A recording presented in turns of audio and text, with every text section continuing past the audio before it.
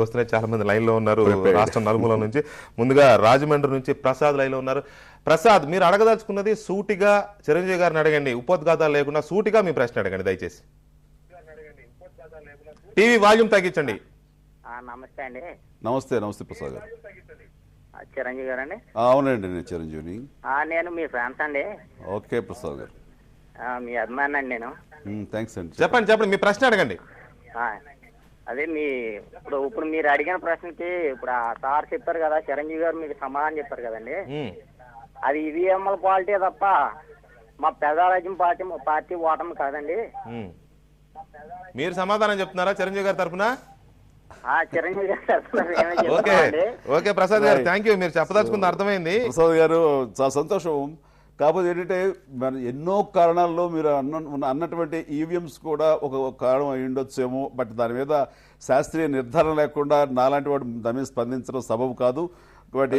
ఇక్కడ అనుకోకుండా ఒక ఇష్యూని మీరు అనుకోకుండా ఇచ్చారు. ఇక్కడ చాలా పార్టీలు మహారాష్ట్రలో కానీ మన దగ్గర తెలుగుదేశం కానీ ఇతర పార్టీలు కూడా ఈవీఎంలకు వ్యతిరేకంగా చాలా పెద్ద పోరాటం చేస్తున్నాయి. మీరు ఇంతకుముందు ఎక్కడ ఈ మాట అన్నట్టు లేదు, ఈవీఎంల వల్ల నష్టం జరిగిందేమో ఎక్కడ అన్నట్టు లేదు మీరు. సో ఫస్ట్ టైం మీరు టీవీ స్టూడియోలో అన్నారు.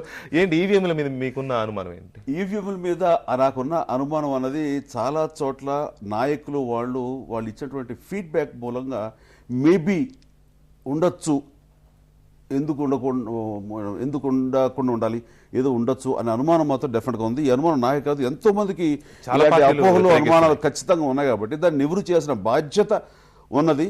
అండ్ దాన్ని ట్యాంపరింగ్ చేసి ఆ రకమైన అనుకున్న విధంగా ఎవరికైతే అవకాశం ఉందో వాళ్ళు దాన్ని మలుచుకొని అందుకని ఇలాంటివి జరుగుతాయి. కాబట్టి ఈ టెక్నాలజీని ఎలా అయినా మలుచుకోవచ్చు. దీంతో విదేశాల్లో చాలా అడ్వాన్స్డ్ కంట్రీస్ దీన్ని తీసేశారు. అయితే ఆలోచించాలి దీని మీద. మన రాష్ట్రంలో కానీ దేశంలో కానీ ఈవీఎంలకు వ్యతిరేకంగా చాలా పార్టీలు ఒక పోరాటానికి సిద్ధమవుతున్నాయి. ఎన్నికల సంఘం దగ్గర కాస్త గట్టిగానే ఉద్యమించడానికి మీరేమైనా వాటితో కలిసి పనిచేసే అవకాశం ఉందా ఈ విషయంలో?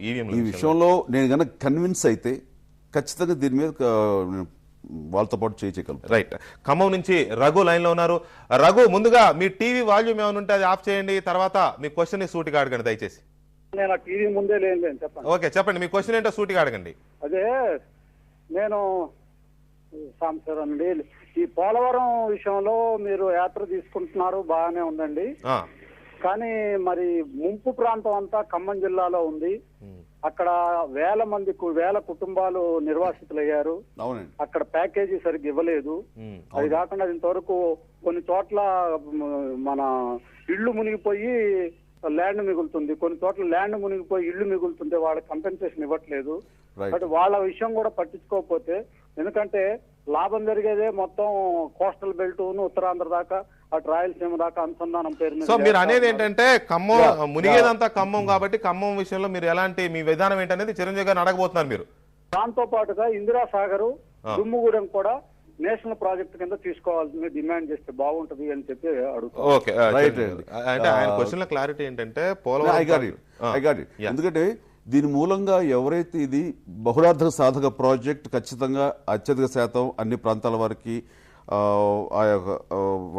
లాభాలు చేకూరినా సరే, ఇలాంటి ప్రాజెక్టు పెట్టినప్పుడు ఎంతో కొంత నష్టం వాటిల్తుంది, దానికి ఇబ్బంది కలుగుతాయి.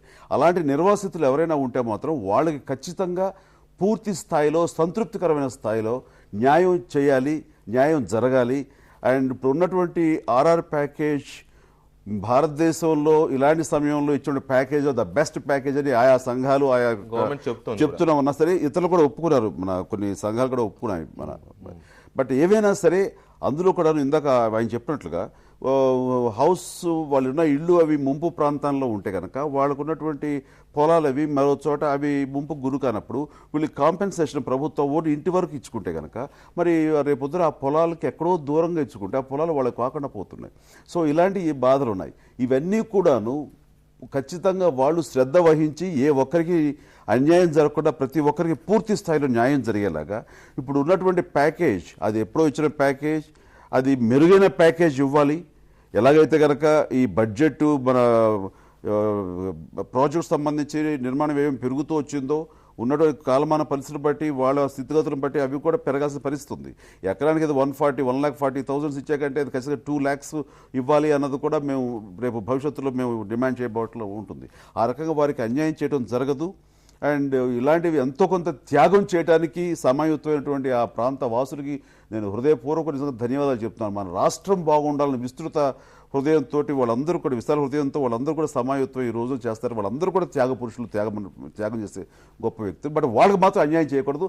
ఆ విషయంలో ఇది రావాలని ఎంత పట్టుబడుతున్నామో వాళ్ళకి న్యాయం జరగాలని అంతకంత పట్టే ముందుకు వెళ్తాం తప్ప. ఇంకో కాలర్ లైన్ లో ఉన్నారు. అయితే చిరంజీవి గారితో మాట్లాడాలి, చిరంజీవి గారిని ప్రశ్నించాలనుకునే కాలర్స్ కి ఒక విజ్ఞప్తి, టీవీ వాల్యూమ్స్ పూర్తిగా తగ్గించి దయచేసి